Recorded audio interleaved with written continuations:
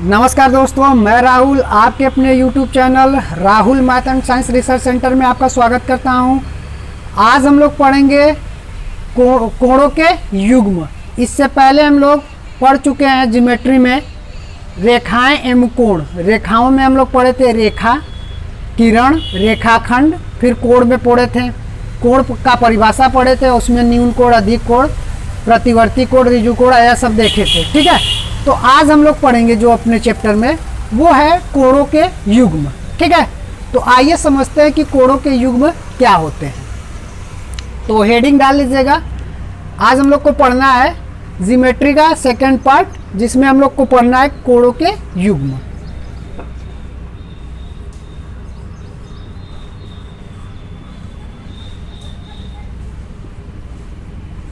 तो देखिए, कोणों के युग्म में हम लोग को पढ़ना है। युग्म का मतलब क्या होता है? जोड़ा। ठीक है, दो कोणों का जोड़ा, तो युग्म उसी को बोलते हैं। अब कोणों का अर्थ है तो जब दो कोण हो तब उसमें हम लोग युग्म की बात करेंगे। ठीक है, तो पहले कोणों का युग्म में हमको सबसे पहला पढ़ना है पूरक कोण। ठीक है, पहला क्या पढ़ना है? पूरक कोण। पूरक कोण। तो देखिए, पूरक कोण क्या होता है? जब दो कोणों का योग 90 डिग्री के बराबर हो जाए तो हम लोग कहते हैं कि वो कोण जो है वो एक दूसरे के पूरक कोण है। ठीक है, इसका मतलब देखिए, यदि दो कोण हमारे पास थीटा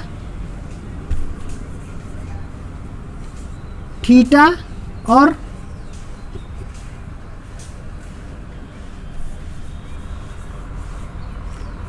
थीटा और फाई, मान लीजिए हमारे पास दो कोण है। ठीक है, थीटा और फाई दो कोण है हमारे पास, तो हम लोग इन दोनों को पूरक कोण कब कहेंगे? तब कहेंगे जब इनका योग, थीटा और फाई का जो योग है वो 90 डिग्री के बराबर हो जाए।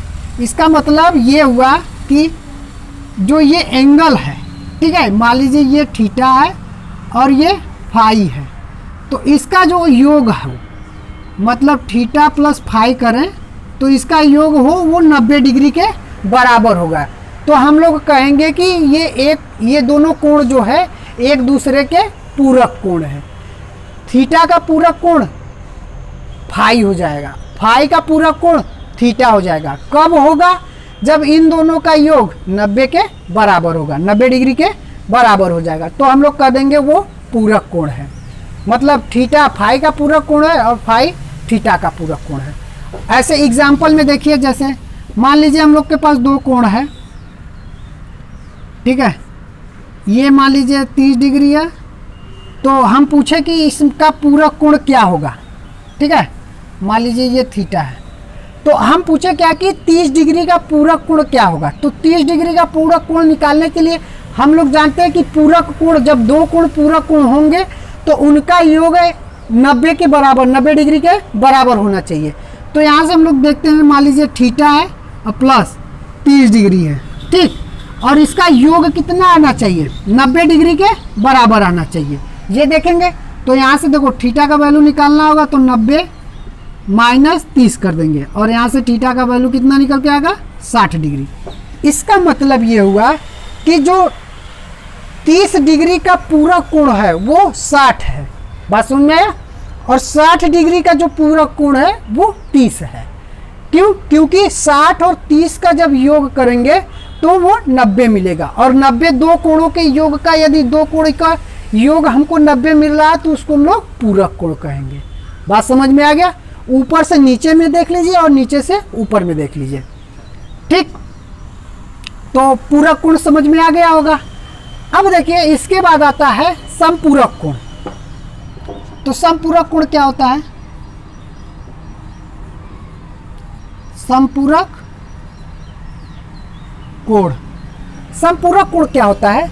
जब दो कोणों का, जैसे यहां पर क्या था, दो कोणों का योग 90 डिग्री था। ठीक है, तो वो हम बता दिए थे कि वो एक दूसरे के पूरक कोण है। अब समपूरक कोण में जब दो कोणों का योग 180 डिग्री के बराबर हो जाए, यदि मान लीजिए हम लोग के पास थीटा और फाई है, दो कोण ये है, जब थीटा और फाई का योग 180 डिग्री के बराबर हो जाए तो हम कहेंगे कि ये जो कोण है ये समपूरक कोण है, एक दूसरे के समपूरक कोण है। ठीक है, मतलब ये जो फाई है वो थीटा का समपूरक कोण होगा और थीटा जो है वो फाई का समपूरक कोण होगा। तो ये बात समझ में आ गया होगा, समपूरक कोण। तो ऐसे समपूरक कोण को देखिए, जैसे हमारे पास एक कोण 20 है, 120 है। ठीक है, 120 डिग्री है, एक कोण 120 डिग्री है। तो अब हम बोलें कि इसका हमको समपूरक कोण निकाल के बताइए, तो मान लीजिए कि इसका समपूरक कोण एक थीटा होगा। ठीक है, जिसमें योग करने से वो हमको 180 डिग्री प्राप्त हो जाएगा। तो यहाँ से हम लोग थीटा की वैल्यू निकालेंगे, तो 180 माइनस 120 कर देंगे। जब यहाँ से थीटा का वैल्यू निकालेंगे तो वह कितना आएगा, 60 डिग्री आएगा। ठीक है, तो कौन है, कैसे हम लोग समपूरक कोण कहेंगे, जब दो कोणों का योग 180 हो जाएगा। अब पूरक कोण कब कहेंगे, जब दो कोणों का योग 90 डिग्री होगा, तो वहाँ पर हम लोग पूरक कोण बोल देंगे। ये दोनों बातें समझ में आ गई होंगी। तो आगे चलते हैं, देखिए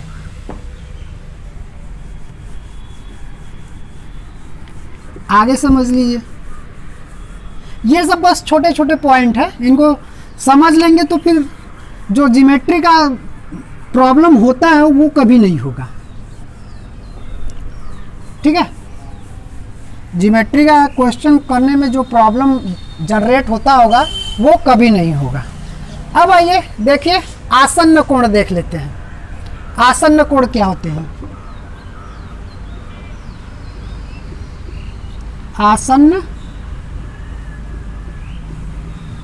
आसन्न कोण। देखिए आसन्न कोण क्या है, जब दो कोण, जैसे मान लीजिए आसन्न कोण हम बोल दिए, तो आसन्न कोण में ऐसे हो।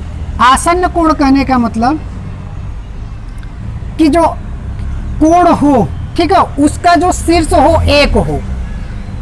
ये हम लोग का शीर्ष है, ये एक है, और इससे जो उभयनिष्ठ भुजा जाए वो भी एक हो। ठीक है, तो इसको और इसको हम लोग कर देंगे कि वो एक दूसरे का आसन्न कोण है। बात समझ में आया? और ये दोनों जो कोण बनाते हैं वो एक ही दिशा में हो, तो इसको हम लोग बोल देते हैं ये आसन्न कोण है। बात समझ में आ गया? आसन्न कोण क्या है कि एक शीर्ष हो और उनसे जाने वाली उभयनिष्ठ रेखा वो बीच में है। ठीक है, तो उसको हम लोग बोल देंगे कि ये आसन्न कोण है। मान लीजिए इसको पॉइंट ए, बी, सी और डी। तो देखिए अभी इसमें बताएंगे, जब रेखीय बताएंगे तो उसमें अंतर बता देंगे। इसमें क्या होगा कि एक शीर्ष होगा और इसमें जाने वाली एक उभयनिष्ठ रेखा होगी, तो इन दोनों कोणों को आसन्न कोण बोल देते हैं। रैखिक कोण क्या होता है ये समझिए। देखिए इसमें क्या था कि दोनों जो कोण बनाने वाली रेखा थी वो एक ही दिशा में थी। अब रैखिक वाले में जो दोनों कोण बनाने वाली रेखा हैं वो एक दूसरे के अपोजिट होंगी।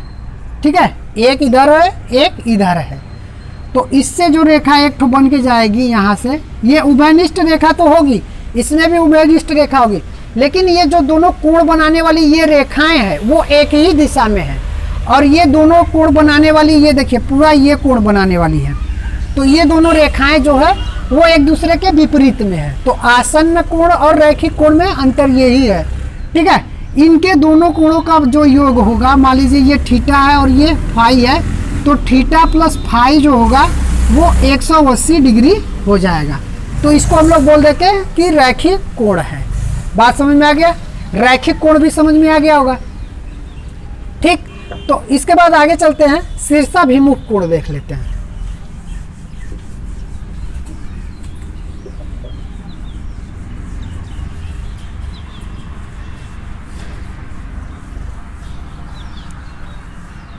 देखिए शीर्षाभिमुख कोण,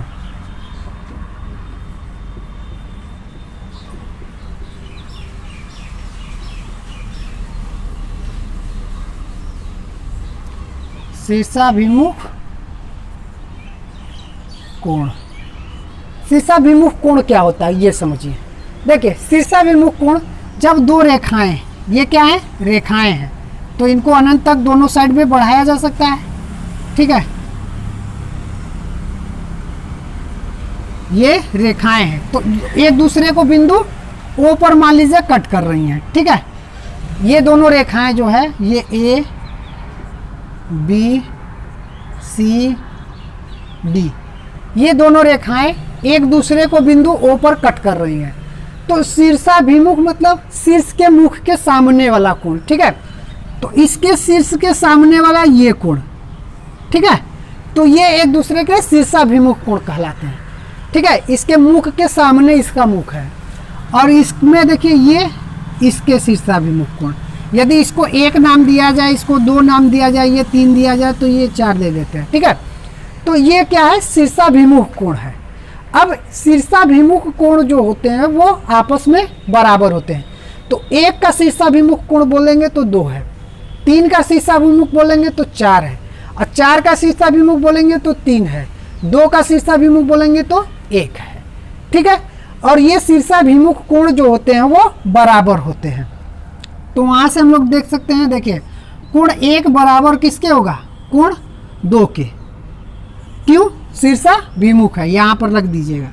और यहाँ पर कोण तीन बराबर होगा कोण चार के। क्यों, क्योंकि ये शीर्षाभिमुख कोण है। तो यहाँ से लिख लीजिए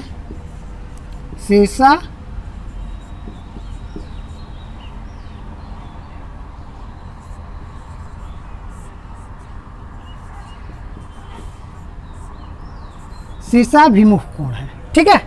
बात समझ में आ गया, ये शीर्षाभिमुख कोण समझ में आ गया होगा। जैसे देखिए अभी शीर्षाभिमुख कोण का जब हम बताएंगे कि जब दो समांतर रेखाएं को किसी एक तिर्यक रेखा काटती है तो उसमें क्या क्या होता है वो सब बताएंगे, ठीक है। तो ये इतना बात समझ में आ गया होगा शीर्षाभिमुख कोण। अब देखिए बहिष कोण जान लीजिए। बहिष कोण क्या होता है, जैसे कोई त्रिभुज हो, कोई भी चतुर्भुज हो, कोई भी आकृति हो, ठीक है, उसके एक लाइन को बढ़ा दीजिए, किसी भी लाइन को किसी भी साइड में बढ़ाने से, ठीक है। तो जैसे देखिए अब हम लोग देखेंगे बहिष कोण, ठीक है। बहिष कोण क्या होता है, देखिए बहिष कोण का, जैसे कोई हम लोग के पास एक त्रिभुज मान लीजिए ये है, ठीक है, ये ए बी सी, ये कोई त्रिभुज है, ठीक है। अब इसकी एक भुजा को, किसी भी भुजा को एक तरफ बढ़ा दीजिए, ठीक है। मान लीजिए बीसी भुजा को हम लोग बढ़ा रहे हैं बिंदु डी तक, तो ये जो कोण बनता है इसी को हम लोग बहिष कोण बोल देते हैं, ठीक है। ये जो कोण है वो क्या है, बहिष कोण है। इसको हम लोग थीटा नाम दे दें तो थीटा कोण क्या है, वो बहिष कोण है, ठीक है। आप कहिएगा सर इधर भी बढ़ा सकते हैं, इधर भी बढ़ा दीजिए तो ये बहिष कोण हो जाएगा, इधर बढ़ाएंगे तो ये बहिष कोण हो जाएगा, इधर बढ़ाएंगे तो ये बहिष कोण हो जाएगा, इधर बढ़ा देंगे तो ये बहिष कोण हो जाएगा। किधर भी बढ़ाइए जो एंगल बन जाएगा हमारे पास वो उसका बहिष कोण हो जाएगा। बात समझ में आ गया, इस त्रिभुज का बहिष कोण हो गया।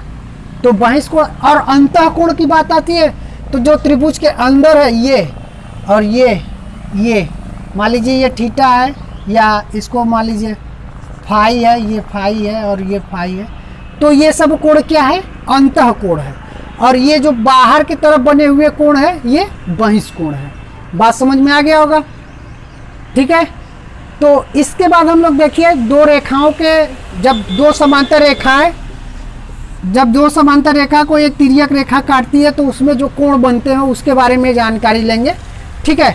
तो यदि मेरा वीडियो आप लोगों को अच्छा लगा हो तो मेरे चैनल को सब्सक्राइब कीजिए, लाइक कीजिए और ज़्यादा से ज़्यादा लोगों तक शेयर कीजिए ताकि ये इन्फॉर्मेटिव वीडियो सभी तक पहुँचे। धन्यवाद।